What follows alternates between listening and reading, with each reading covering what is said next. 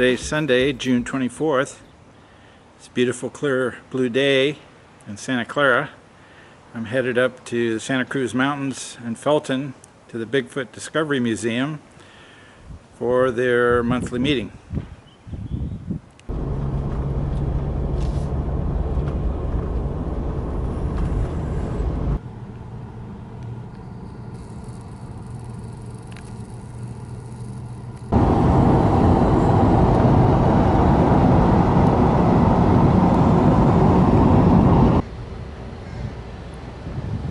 We are in Scotts Valley, about 10 minutes from Felton.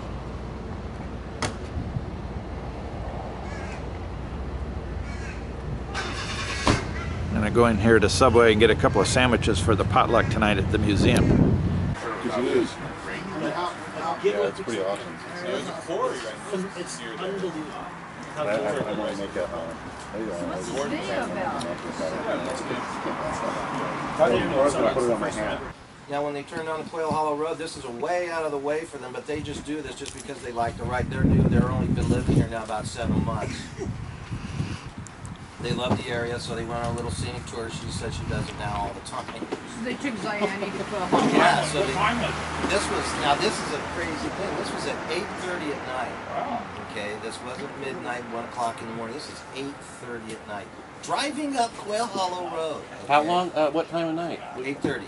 She just turned the, this A happened year. This happened in April. April, okay, So 8:30. she's coming from Graham Hill Road of Zion. She makes a left on Quail Hollow. Right. Yeah, by April. Yeah. Okay, boom. So she's driving up there, her and her daughter. All right. They're driving up. She goes, passes the gate, and they swerve through there, and they go up the straightaway, and boom! All of a sudden, they see something backing up. She passes by. They both pass by. They both look. As they see this thing, it's trying to stay motionless. Boom! She sees a 7-foot Sasquatch, black in color, face, shoulders, whole side. As they look down, it's holding tight to its side a baby Sasquatch, half the size, up to her hip, holding it tight, just staying frozen solid. They watch with their eyes just come by like this, and then boom! She passes by. They look at each other, go, "Oh my God!" They start freaking out. They go up about a house distance. They stop. Come back in reverse, didn't even try to turn, just came back in reverse all real crazy like. Came back and did this backing up type thing to try to see where it went. Gone. Both of them gone. But a sighting of a small and a large Bigfoot. She didn't know which way it went. When they drove back up to it, they had the windows rolled down, they're being real quiet. They could smell a stench of rotten, muddy animal. Female. She says it smells like the mud after the freeze, after the first thaw. So you're thinking it was a female. They had a juvenile with it. He called me on the phone. He said, "I found some tracks. Very and I said, "Well, how good are these tracks? Can you see toe impressions?" He said, "Yes." I said, "So you can see the toes. You can see all the 5 toes on the print in this fresh dirt." Yes. So that was pretty exciting because we have yet to cast a nice, full-on track in the area yet. We've had people say they've seen them, but we haven't been able to find one and cast it yet. So we got pretty worked up over this one. I got a hold of Ralph, and we went out there that afternoon after we closed the museum down. And it's funny how people will tell you, "Yeah, I got toes." There were no front toe prints.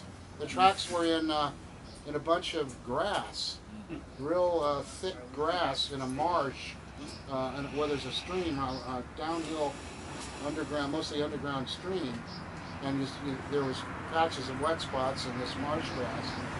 And the footprint was on top of marsh grass, and it was a big impression, and it looked like a big foot had been put there, but you couldn't see the toes. He was reading the toes into it. Well, this is where the toe would be. Or plastic would show you the toes. So we could tell that the plastic was just more between the legs and legs. So anyway, we were disappointed that it didn't really add up. But the area that we went to and around his house is just immensely thick woods, and I mean thick to the point of having tunnels in the stuff. There's animal tunnels all around his property. You know, deer, pigs, I don't know what all over. What's your school road? Because it's so thick there. At the top, at the very He said top. a few years ago when he first moved there, he heard a scream. You know, a typical late night scream. But he said he moved away, then he moved back, and since he's been back, he has not heard any screams, but he said just recently he's been hearing thumping sounds. Footfalls. Like heavy footfalls or something jumping and landing heavily. And so when we went out to check it out, he said, oh, it's right down here. We thought it was going to be a short walk. It's down this hill, you know, way off, and way down in the bush, on slippery leaves, so you're slipping all the time when you're walking. And Not stepping in poison. yeah, and so we went through all that and went down and looked at the trackway that he was trying to show us, and there was a couple of apparent footprints. But so when we went down there, we asked him if we should bring our stuff. Is it going to be real close by? And he said, "Oh yeah, it's right here." And then of course we wasted all the time. We could have brought the material with us. So we went all the way back to the car.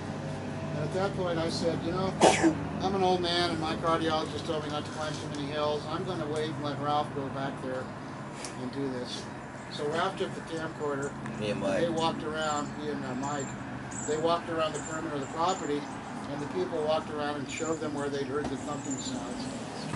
So that was the end of that. We got to go back to there, and you know, he's given us permission to set recorders up. And what's great, he's at the top of the hill, you know, where we got the screams at Nicey Marks. He's at the very top with a canyon going straight almost down to the ocean. Perfect. I mean, if anything, we heard motorcycles, we heard cars, siren, everything coming from miles away. So if anything's going to bust loose with a howl or a scream, we'll be there. The only problem is it's way up in Aptos. Kind of, Mike isn't far away from there, so hopefully we got some more recorders from Jerry. So hopefully we can set some up there and do a couple of weeks of just nothing but sound recordings every night. See if we can find out if he's in that area. But man, I'm so pumped up now with Zayani going on over here. Yeah, I want to concentrate real hard Seems there. much clearer. Yes, plus it's the crow flies, it's 5 miles away. I mean, really, we don't have to go to Willow Creek or anything. It's 5 miles away from the museum. I've been out here at the museum watching my stuff at night. At 3 o'clock in the morning, I heard our quail hollow howler right here from the freaking museum. Right here. So we don't have to go in. That sound carries 4 miles, 5 miles. 3 o'clock in the morning, there's nothing. It's dead. You can hear an ant You fart. can hear an ant fart, yeah, exactly. You know, it's dead. And we're in a bowl right here. We're just in a giant bowl. Serious, I've stood outside I've never at 3 heard of o'clock that. in the morning smoking a cigarette. It's like, You can hear all the coyotes. Okay, let's